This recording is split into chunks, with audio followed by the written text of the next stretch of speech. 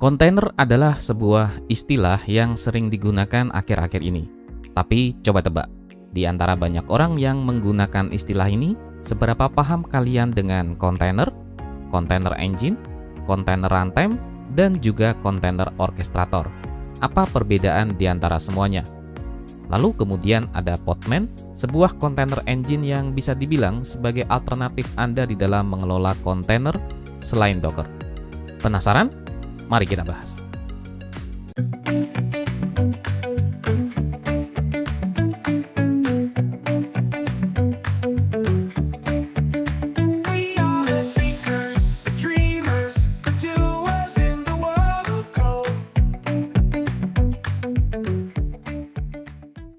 Jadi, apa itu kontainer?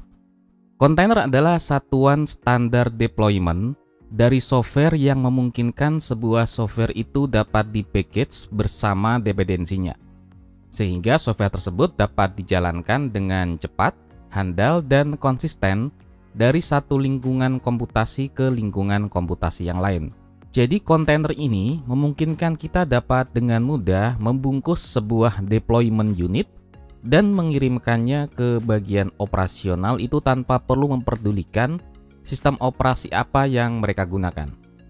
Jika Anda belum memahami definisi yang saya jelaskan ini, Anda boleh menganalogikan kontainer ini seperti kontainer yang ada pada dunia transportasi, karena keduanya memiliki fungsi yang kurang lebih sama, di mana di tahun 1950-an, seorang pengemudi truk bernama Malcolm McLaren ini mengajukan sebuah konsep yang bernama kontainer, yang ditujukan untuk mengatasi berbagai kerumitan yang diakibatkan oleh pengiriman barang-barang yang beragam, yang berakibat membutuhkan handling yang beragam pula. Kontainer ini menggunakan spesifikasi dan ukuran yang bersifat standar. Barang atau komoditas apapun yang dikirim melalui jasa logistik haruslah dikemas ke dalam kontainer, sehingga petugas bongkar muat barang hanya akan menangani sebuah kontainer, itu terlepas dari apapun isinya. Standarisasi yang ada pada kontainer ini penting karena memungkinkan kontainer dapat diangkut dari satu moda transportasi ke moda transportasi yang lain. Misalnya dari truk kontainer ke pelabuhan bongkar muat hingga diletakkan pada kapal kontainer. Semua itu dilakukan dengan alat yang sama dan personel yang sama yang terstandarisasi. Jika Anda paham dengan analogi kontainer pada dunia logistik yang telah saya ceritakan ini, tentu sekarang Anda harusnya sudah dapat memahami ya dengan konteks kontainer yang tengah kita diskusikan. Kontainer yang tengah saya bicarakan ini prinsip kerjanya kurang lebih sama dengan yang ada di dalam dunia transportasi dan logistik. Hanya saja yang membedakan adalah yang dikemas bukan barang komoditas, melainkan sebuah software beserta dependensinya.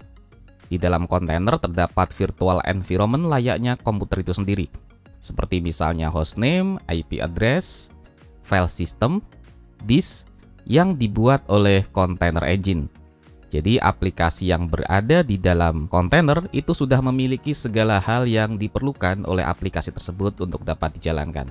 Aplikasi yang berada di dalam kontainer ini akan benar-benar terisolasi sehingga tidak dapat mengakses apapun dari luar. Meskipun jika kita lihat pada tataran high view, masing-masing kontainer yang terisolasi itu sebenarnya berbagi resource berupa kernel, CPU, dan memori dari komputer hostnya. Jadi kurang lebih akan mirip dengan virtual mesin. Namun dengan pendekatan yang berbeda yang memungkinkan kontainer ini menjadi lebih ringan dibandingkan jika kita menggunakan virtual mesin. Oke, tadi saya telah menyebutkan tentang container engine. Sekarang kita akan gali lebih dalam tentang container engine dan apa perbedaannya antara container engine, container runtime, dan juga container orchestrator. Kita akan mulai terlebih dahulu dari container runtime. Jadi hampir seluruh software container engine itu seperti halnya Docker, Podman itu menggunakan container runtime yang sekarang ini mengikuti spesifikasi standar dari OCI alias Open Container Initiative. Jadi beberapa kontainer runtime yang umum digunakan misalnya adalah Runc, Crun, dan juga gvisor.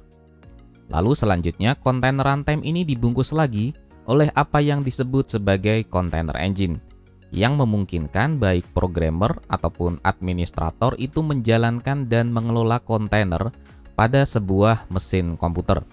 Beberapa contoh dari container engine yang populer misalnya adalah Docker, Podman, CRI-O yang biasanya digunakan oleh Kubernetes, dan juga Containerd.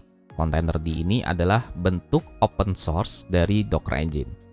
Oke, dari sini kita harusnya sudah bisa memahami ya, baik Docker ataupun Podman di sini menggunakan kontainer runtime dengan spesifikasi yang sama, yaitu adalah spesifikasi dari OCI.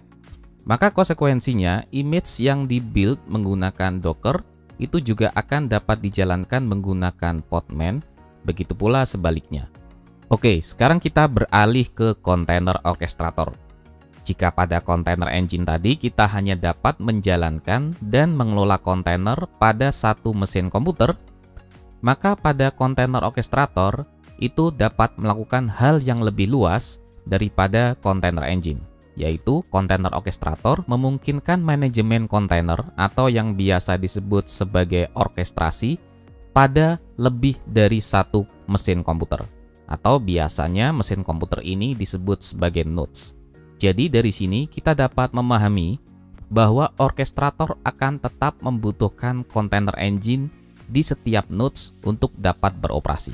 Orkestrator kontainer yang paling umum digunakan adalah Kubernetes, yang awalnya ini menggunakan Docker sebagai container engine-nya yang sekarang sudah beralih menggunakan CRI-O atau Containerd. Selain Kubernetes, beberapa orkestrator kontainer yang umum digunakan misalnya adalah Docker Swarm yang merupakan satu ekosistem dari Docker, dan satu lagi bernama Apache Mesos. Jika Anda sudah memahami terminologi-terminologi terkait kontainer yang baru saja saya jelaskan, sekarang baru kita dapat memahami tentang apa yang disebut sebagai Podman. Jadi apa itu Podman? Podman adalah singkatan dari Pod Manager. Pod ini merupakan konsep yang dipopulerkan oleh Kubernetes yang dapat berisi satu atau lebih dari kontainer. Definisi tersebut sekaligus dapat menjelaskan arti dari logo Podman yang berupa sekelompok ikan duyung yang kemudian disebut sebagai pod, di mana setiap ikan duyung ini dianalogikan sebagai kontainer. Jadi menurut situs resmi Podman, Podman adalah container engine yang bersifat daemonless yang digunakan untuk mengembangkan, mengelola, dan menjalankan OCI container pada sistem Linux. Kontainer tersebut dapat dijalankan baik di dalam mode root ataupun rootless mode. Jika Anda perhatikan pada definisi, kata-kata yang saya cetak merah ini merupakan beberapa perbedaan signifikan yang perlu diperhatikan antara Docker dan Podman. Yang pertama adalah tentang konsep daemonless container engine, di mana Docker saat awal-awal kelahirannya dan di saat perkembangannya dia masih membutuhkan daemon yang berjalan di latar belakang untuk dapat mengelola kontainer. Hal yang berbeda ditempuh oleh Podman yang dari awal dirancang bersifat daemonless. Lalu kemudian Docker ditujukan untuk bersifat cross-platform, sementara Podman ditujukan spesifik untuk sistem Linux. Meskipun pada praktek umumnya jika Anda menggunakan Windows misalnya, kedua container engine ini menggunakan Windows Subsystem for Linux yang tidak lain atau tidak bukan merupakan environment Linux. Dan yang terakhir adalah konsep mode rootless, di mana pada Podman lebih mudah dikonfigurasi menggunakan mode rootless ketimbang Anda menggunakan Docker. Anda dapat menginstal Podman Desktop pada situs resminya di podman.io. Kemudian Anda dapat memilih sesuai dengan sistem operasi apa yang Anda gunakan. Dan kebetulan di sini saya telah menginstal Podman Desktop pada mesin komputer saya, dan Anda juga dapat mengakses melalui Windows PowerShell atau dapat menggunakan aplikasi terminal. Perintahnya pun kurang lebih akan mirip dengan saat Anda menggunakan Docker. Yang membedakan hanyalah perintah awalnya, di mana saat Anda menggunakan Docker, Anda tinggal ganti saja kata Docker dengan Podman, kemudian perintah selanjutnya akan sama persis. Misalnya perintah Docker run hello world, itu kita dapat ganti dengan kata Podman run hello world seperti ini. Jadi perintah ini berfungsi untuk melakukan pooling image hello world sekaligus menjalankan image hello world menjadi sebuah kontainer.